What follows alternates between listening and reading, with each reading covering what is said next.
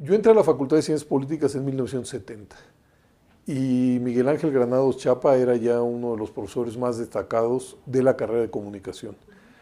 No fue mi maestro en la facultad porque yo estaba en sociología, pero en esos años él era un muy destacado articulista del Excelsior que dirigía don Julio Scherer. Era el Excelsior donde además de Miguel Ángel Granados Chapa, pues estaba Jorge Ibargüengoitia, estaba Froilán López Narváez, estaba Gastón García Cantú, bueno, una pléyade muy grande de periodistas de una altísima jerarquía. Y la verdad, el Excelsior de entonces era una lectura obligada para todos los que estudiábamos en ciencias sociales, en ciencias políticas.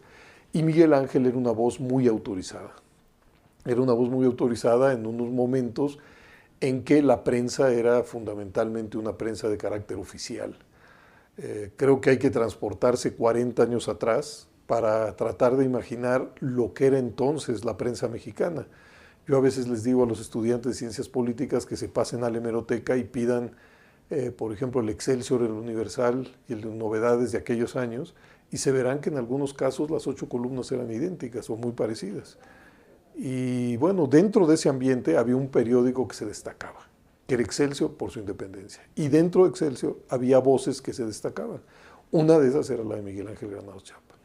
Luego, pues sucedió el conflicto dentro del Excelsior, cómo el grupo de don Julio salió para fundar un nuevo periódico que fue el 1+1.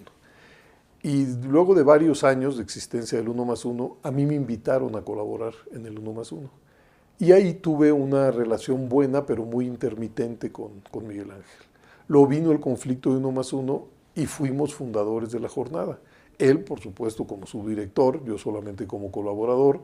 Ahí tuvimos un intercambio mayor y también desencuentros. Cuando vino la primera sucesión en la jornada, que no permitía la reelección, yo fui de los que estuvo de acuerdo en modificar los estatutos para que se reeligiera Carlos Payán. Y Miguel Ángel sintió eso como pues, una afrenta e incluso abandonó el periódico. De tal suerte que luego nos encontramos en el Instituto Federal Electoral. Vale la pena quizá que cuente el ambiente en el que llegamos. O sea, las elecciones de 1994 ya se habían iniciado, pero el 1 de enero vino el levantamiento del EZLN y con posterioridad el asesinato de Luis Donaldo Colosio.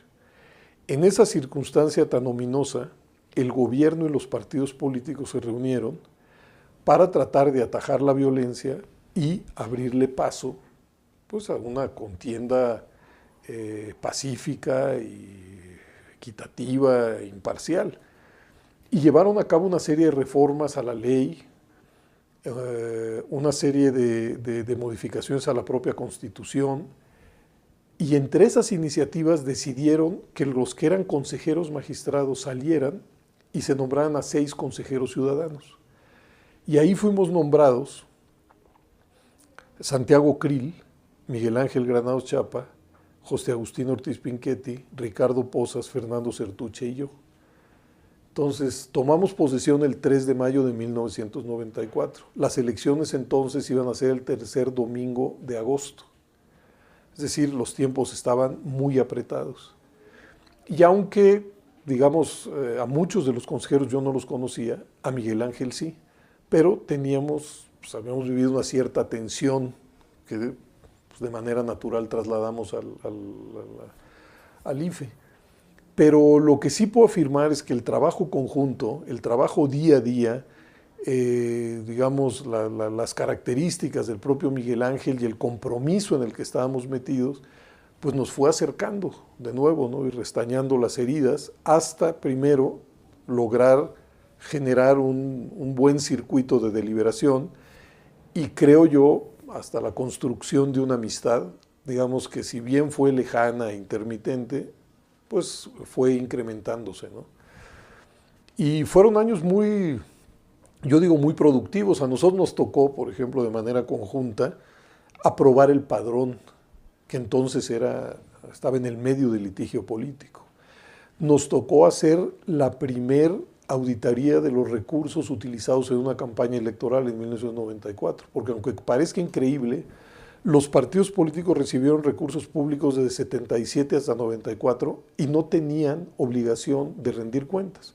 Ese fue el primer año que se rindió cuentas. Y esa comisión de consejeros, donde trabajamos los 6, fue la primera que documentó la simetría en el gasto de los partidos políticos en una campaña electoral.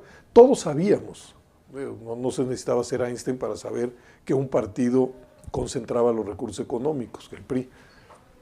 Pero es la primera vez que una autoridad lo documentó y creo que fue muy importante para la reforma del 96.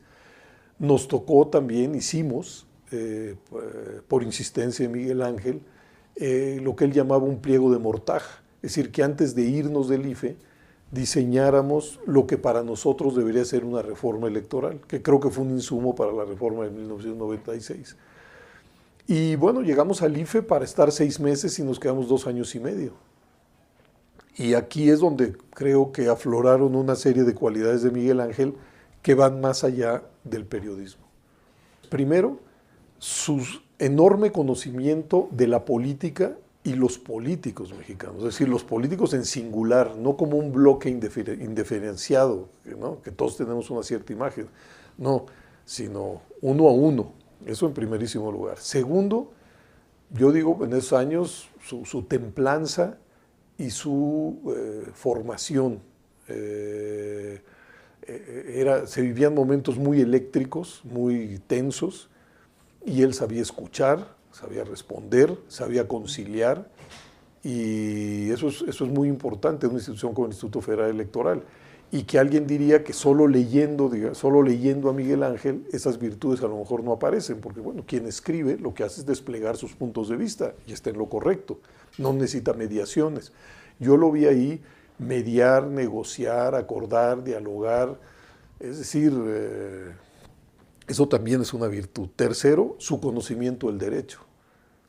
Él había estudiado derecho y él señaló que, bueno, impuso pues que esa era la regla para medir, no otra, no la subjetividad de nosotros, no lo que a nosotros nos pareciera bien, sino si se cumplía o no con la ley. Yo creo que otras de sus virtudes también es la capacidad de tender puentes en aquel entonces con el PRI, con el PRD, con el PAN, con el resto de los partidos, ¿no?